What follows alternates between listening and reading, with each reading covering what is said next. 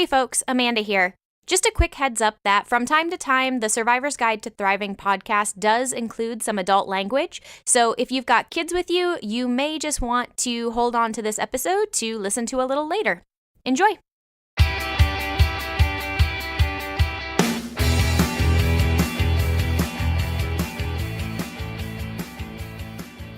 Welcome back to the Survivor's Guide to Thriving podcast, the show for people who are ready to break out of survival mode in order to build a truly thriving life. I'm Amanda Sollman, and along with Mark Jewell and the rest of my team here at Mark Jewell Speaking and Training, we break down common roadblocks that keep people stuck surviving and share ideas to help you thrive each and every day. In the last month or so, I have had at least 3 different people ask me to talk about how to overcome having a fear of confrontation.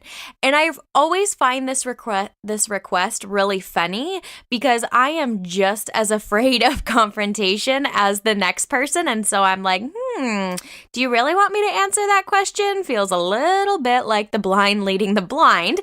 But as I thought about it more, I figured since this is something that I struggle with just as much as the next person, I can at least share with you how I tend to think about fear of confrontation and how I tend to work through that for myself. And I figure, with such great listeners that we have, if there's any other ideas that I forget or leave out, or maybe you just have a different approach, please share that with us in the comments, either on the Thrive Today app or on our website over at markjewellspeakingandtraining.com.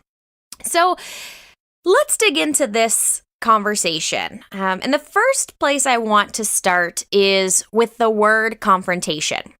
And what does that actually mean? Now, if we just take a quick Google search, we will find that confrontation is defined as a hostile or argumentative meeting or situation between opposing parties. Other words that you could use for that are conflict, clash, fight, and battle. A hostile or argumentative meeting or situation between opposing parties. Now, why do I start this conversation with a definition of confrontation? The reason I'm beginning here is I think when a lot of us say that we have a fear of confrontation, we're not actually talking about confrontation at all. Okay. Now, I will be fair, right? Confrontation happens. So we have different opinions with people. Maybe in some places we're fighting for resources, right? Like we fight for things like money and personnel and things like that in businesses. And it's true that these types of situations can be scary. But if we think that the key words in that definition are hostile and argumentative, that doesn't really fit the situations that people often describe to me when they say they have a fear of confrontation. Instead, I hear things like, I'm afraid to talk to my boss about a raise or about a promotion. I'm afraid to ask for feedback. I am afraid to give an alternative perspective or approach. I'm afraid to talk about something that isn't working. I'm afraid to ask for time off or flexibility to deal with a family situation. Even though we imagine this to be fear of confrontation, I think what we're actually afraid of is being vulnerable and having to deal with a level of an uncertainty, right? We might need to ask a question or give feedback where we don't know how the other person is going to respond, right? None of those examples I shared, asking for feedback, talking about a promotion, talking about something that isn't working in our business, none of those are inherently confrontational. They don't have to be hostile or argumentative conversations, but because of the uncertainty, they could be confrontation, and so we assume they will be confrontational. Because our brains love worst case scenarios, even though that is not always true. And so as I dig into this topic, this fear of confrontation, I'm going to look at it through a couple of different lenses. But as you are thinking about specific situations going on in your life, I would really encourage you to ask yourself, am I afraid that I'm going to fight a battle, that I know there's a battle that I've got to go into and fight? Or is it that I'm afraid to put myself out there without knowing how the other person or the other people in this situation are going to react? It's a subtle difference, but I think it is a difference nonetheless. So the first lens that I want to use to think about fear of confrontation or fear of being vulnerable, fear of uncertainty, is the Survivor's Guide to Thriving pyramid, or the Survivor's Guide to Thriving process. You'll also hear me refer to it as SG2T, just because Survivor's Guide to Thriving can be a mouthful when said over and over again. But when we avoid confrontation, or when we avoid having to be vulnerable, we are squarely in the stage of suffering in the SG2T process. Now, if you need a refresher on that full process, make sure to go back to some of the earlier episodes of this podcast or into the training modules in the Thrive Today app, where we break down each step in the process. But in suffering, we know that we can have more, do more, or be more, but we're not there yet, right? We know things could be different, but that's not our reality as of today.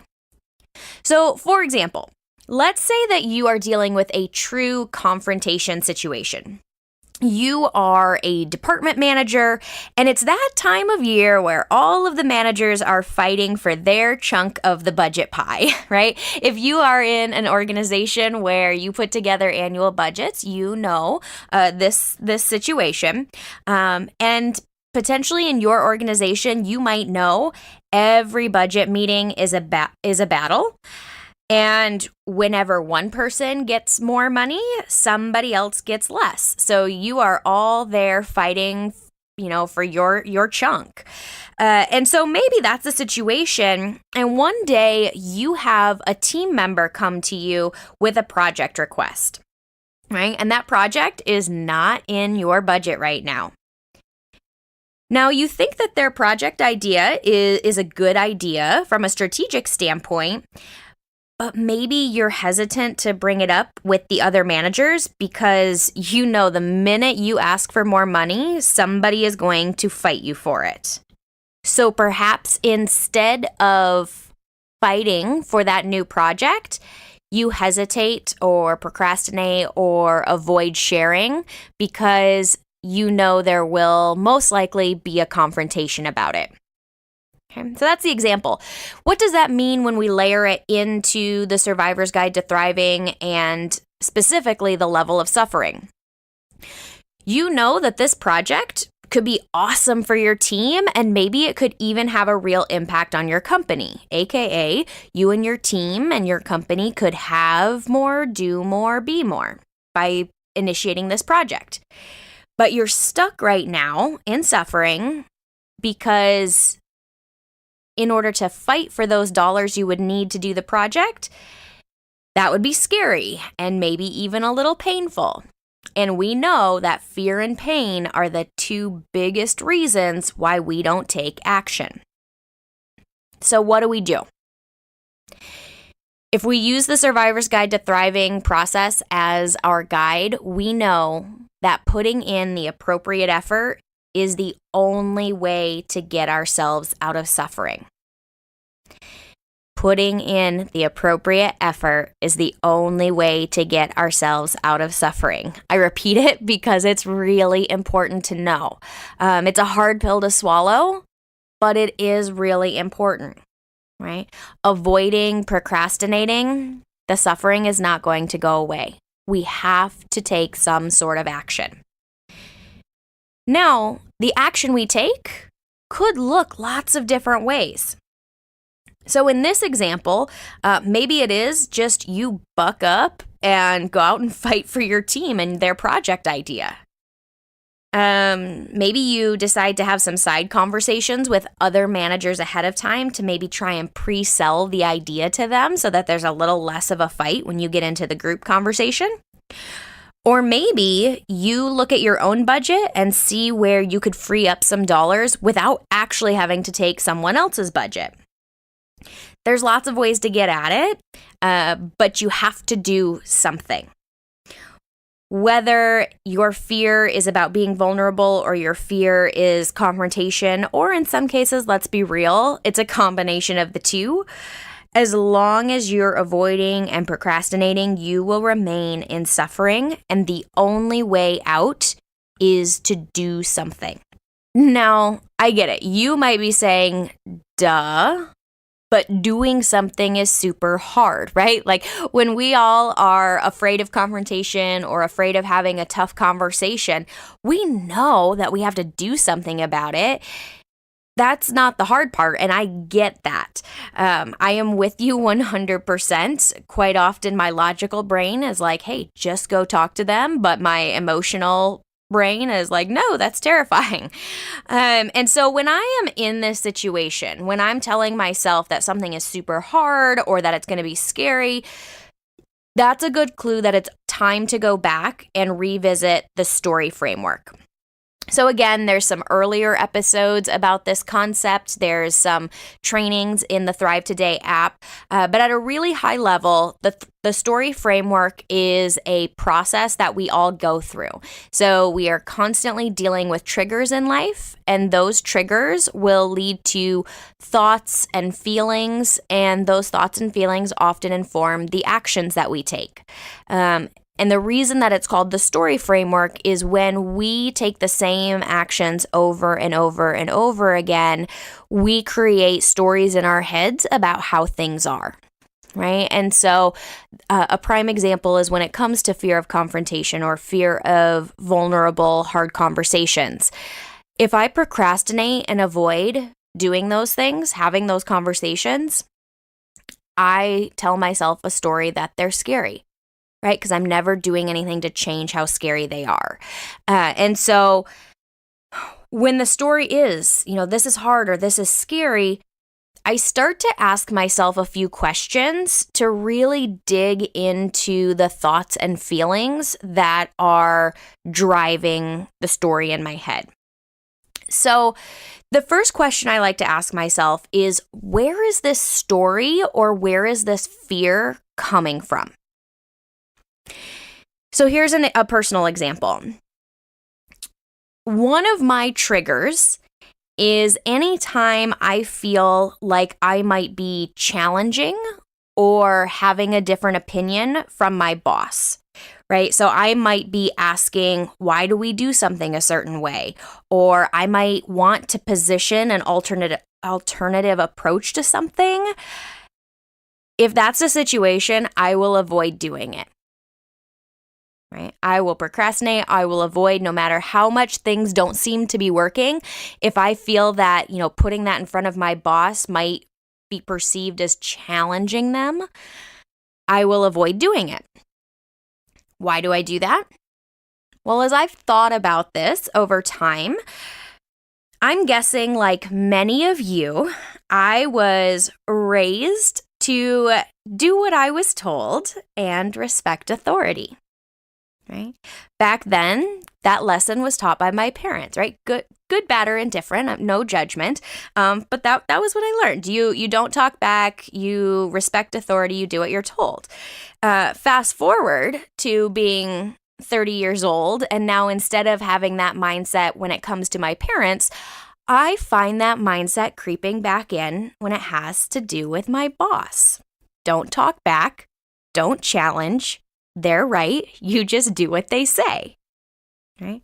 Now, again, this might be okay for a parent-child relationship, right? We want to teach our kids to respect adults, be respectful children, all of that good stuff. But that idea, that mindset that you shouldn't challenge authority or you shouldn't push back who are against people who are in positions of power, like that can be really detrimental in an organization. It can hurt your team culture because remember, none of us are infallible. We make mistakes. Things don't go as well as they could. Feedback is really important, and ideas for improvement really should be able to come from anywhere. So getting in touch for myself with why is this fear of challenging people in quote unquote authority? Where does that come from? It's helpful for me to know, oh man, I'm sort of projecting this lesson I learned from my parents onto now this new authority figure who's my boss, which then leads to the second question I ask myself, which is this story true? Right? Is it true that it's wrong to challenge your boss or have a different opinion from them? Even though my hardwiring really, really wants to say yes, the reality is no, that's not true at all. It's not wrong to have a different opinion from your boss. Another story that I challenge is disagreement always scary or hostile? Now, in my imagination, you bet it is, right? Any disagreement is bad news bears. But in reality, disagreement doesn't have to equal confrontation. And the third question I ask myself is, what could I gain from challenging the story in my head? Right? What could I gain by challenging this story that it's wrong to challenge your boss or to have a different opinion? What could I gain by changing how I view disagreement? Some of the things that I think that could really be helpful to me is that if I challenge these stories, I could really practice advocating for myself and expressing my ideas, right? If I were to overcome some of these stories and work through them, maybe these quote unquote scary conversations would get a little less scary over time. Maybe I would start feeling more confident in my ability to express my thoughts and ideas. And maybe if I would overcome these stories, have this conversation, I would get some more clarity around how that boss does react to a difference of opinion. Or maybe I would get some clarity around what's in their head, right? And when it comes especially to where it's not necessarily fear of confrontation as much as it's fear of being vulnerable and fear of the uncertainty that comes with vulnerability, I think getting that clarity over time can be really super helpful because as you have those conversations, you learn, oh, this is how so-and-so tends to react in certain situations or in certain conversations, which might make it a little easier potentially in the future because there's a little more clarity, a little more certainty around the type of response you could get. Okay. The key part here in using the story framework to dig into your fear of confrontation or your fear of being vulnerable is that just because you've always seen those things as scary doesn't mean you always have to. Right? It's important to know where that's coming from in us so that we can catch ourselves and maybe instead of avoiding or procrastinating, we lean into this discomfort and we challenge ourselves to do it anyways. And that brings me to the third piece. So first piece was, how do I look at this through the lens of the Survivor's Guide to Thriving process and the difference between being in suffering and putting in the effort. The second part is how do I look at this through the story framework where I'm trying to figure out, man, why does this idea of confrontation or being vulnerable trigger me so much in the first place? And then what if I challenged that story? And then the third piece to me gets really super tactical, practical. Because I know a lot of people are like, oh, philosophically, this sounds great. Conceptually, I get it. But what do I do? And so here's some things that I often recommend to my clients who are scared to go into a certain conversation or into a certain situation. The first two tips I think are pretty intuitive, but they were recently just reminded to me again by some writing in some Brene Brown books that I have been reading. But the first one is take notes on the key points you want to talk about. I know this is true for me, and I'm sure it's true for a lot of other people. Part of the uncertainty is fearing that the other person is going to say something and I'm not going to know how to respond. Or that I'm going to get really flustered and overcome with my emotions, and I'm going to forget what I was going to say or what I wanted to say. And so in those cases, having some notes ahead of time can be really helpful. That being said, the other tip that Brené Brown talks about that I think is a really good one is don't be afraid to ask for a timeout if you need it. Now, here's what I mean by that. If you are in a tough conversation or an emotionally charged conversation, or you just know yourself enough to know that, you know what, I can't keep this together right now to make this a productive dialogue, don't be afraid to ask to step away and revisit this conversation later. So you might say something along the lines of, I appreciate you talking about this with me, but if you don't mind, I'd like us to take a break and maybe we can come back to this conversation in a couple of hours or tomorrow. I know from personal experience, and I'm usually the one on the emotional end of some of these conversations, it doesn't help us to either elevate our emotions or get so buried in our emotions that we can't think clearly, that we can't problem solve together, that we can't, we just can't work through this in a productive manner. And so don't be afraid to say, hey, if it's okay, I would just ask us to step away from this, take a breather, and we can come back when we're in a little better position to talk about it. Okay. Another tip that I often recommend to folks is when you're going into a conversation that you deem as scary or uncertain or with the potential to get confrontational, it really can help to prioritize what you hope the outcomes will be. And what I mean by that is, what are 1 to 3, depending on the conversation, pieces of information that if you could get some clarity around those, you would feel like you moved forward a little bit, right? So for example, if the hard conversation I want to have is, I want to talk about potential for promotion or a raise with my boss. I think those can often be very scary conversations to have, especially as you're early in your career. I might say, you know what, I might not solve this question entirely, but if I got a little bit more clarity around what the traditional trajectory is for moving up a position in my role, that would make me feel a little bit better. Or if I could get a little more clarity around what is normal for compensation in this role, or maybe the role 1 or 2 steps ahead of me, that would make me feel better, right? I think sometimes we go into these conversations with the expectation that we're going to solve all the problems, right? Or we're going to ask for something and the other person, whoever it is just going to give that something to us. And it can be frustrating if that's our expectation and then it doesn't go that way. And then we, in the future, we avoid because, I thought I was going to get this and I didn't, so I'm just never going to ask for it again, right? Let's prioritize what would make me feel even just a little bit better about the situation that I'm initiating a conversation around. Okay.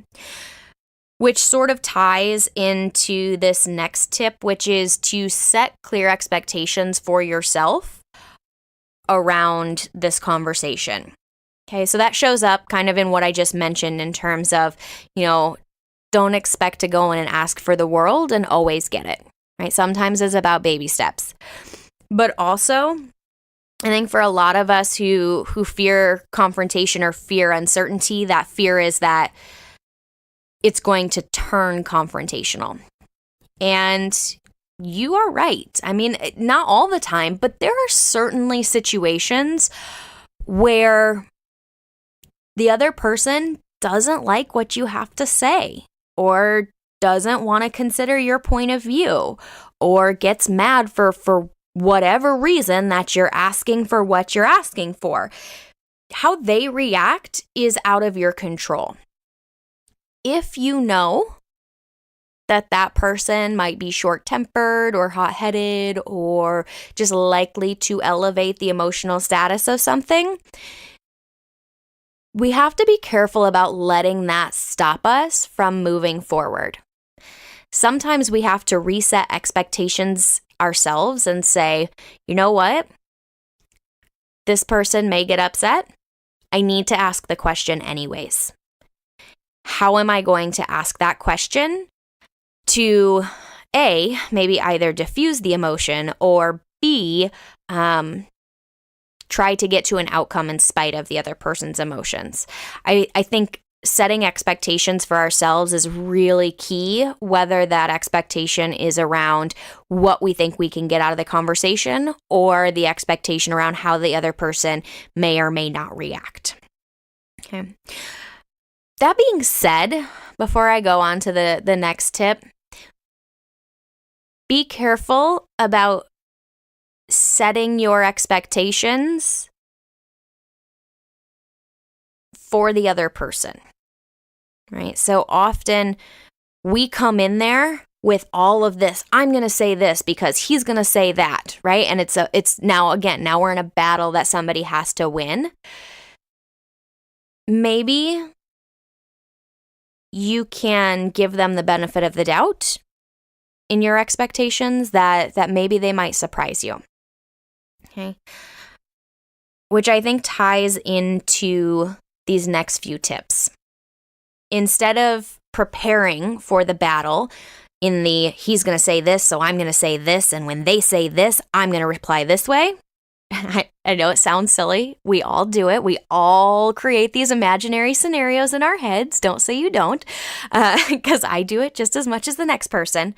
But I think a really important component of whether a conversation becomes confrontational or not has to do with ourselves. How do we show up in that conversation that might impact how others show up around us? Okay. So the first tip related to that is watch your tone. Watch your tone.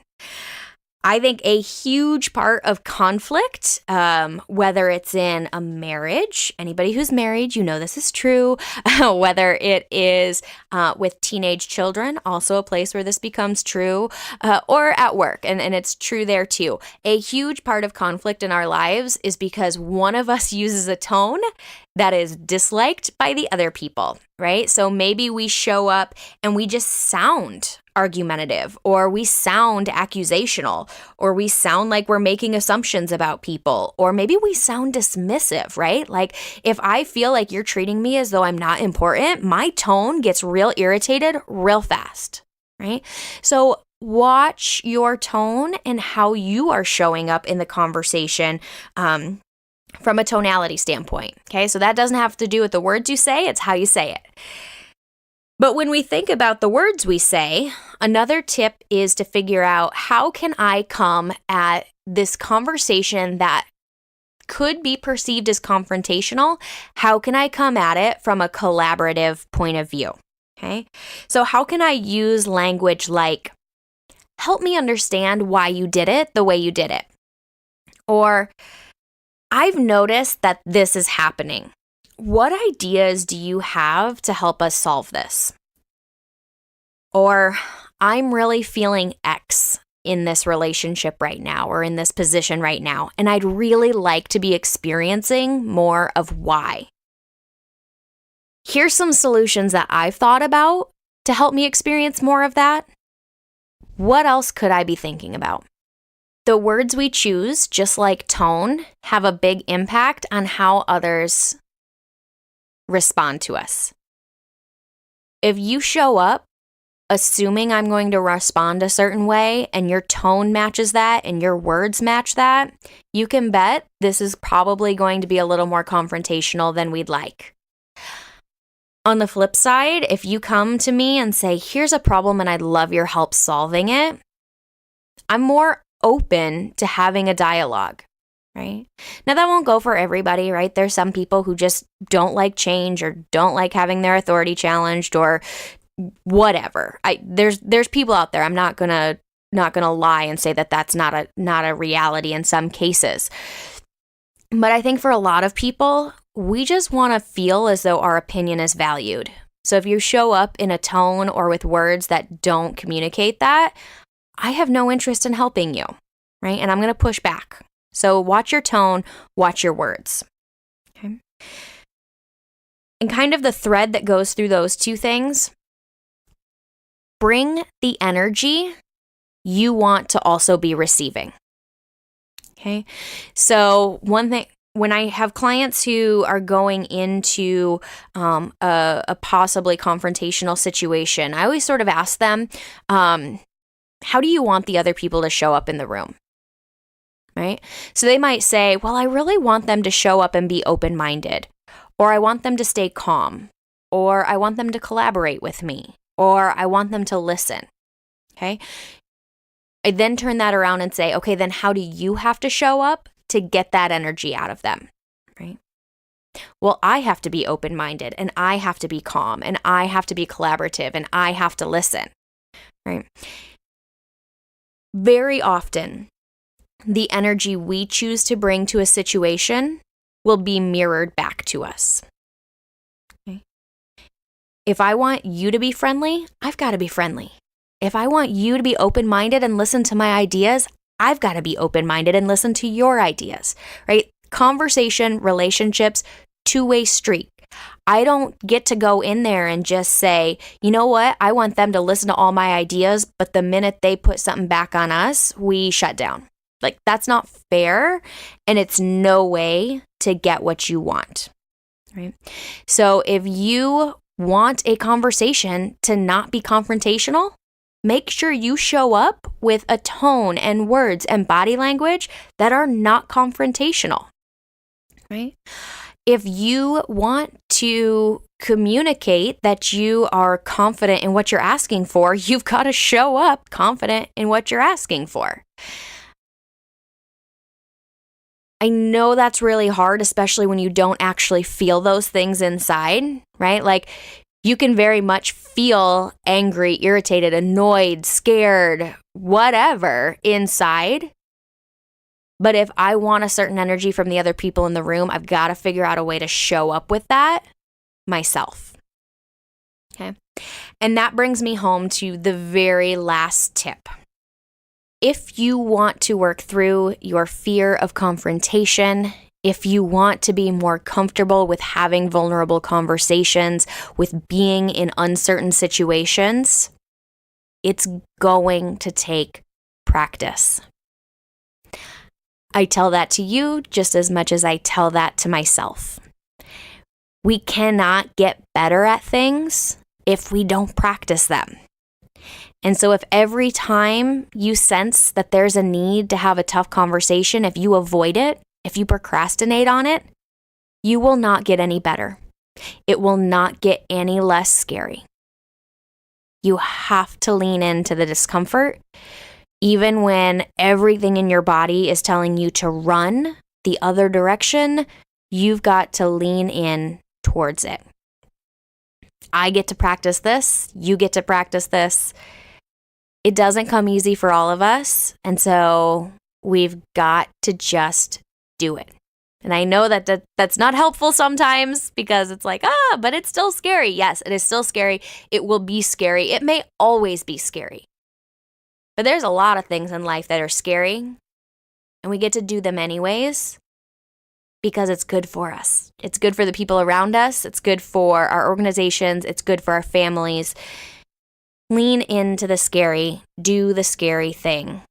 You will be better for it on the other side. And with that, everything else is just survival. It's your time to thrive. Go out and get it, guys. Thanks for tuning in to this week's episode. If you like what you heard, make sure to jump over to Apple Podcasts and leave us a rating and review. We appreciate the feedback, and it helps other people find the show. On that same note, if you enjoyed this episode, make sure to share it with a friend. As always, if you're looking for more resources to go from surviving to thriving, check out our website at www.markjeweltraining.com. That's Jewel with 2 L's. And you can find us under Mark Jewell Speaking and Training on all the major social networks. Remember, survival is dead. It's your time to thrive today. See you next week.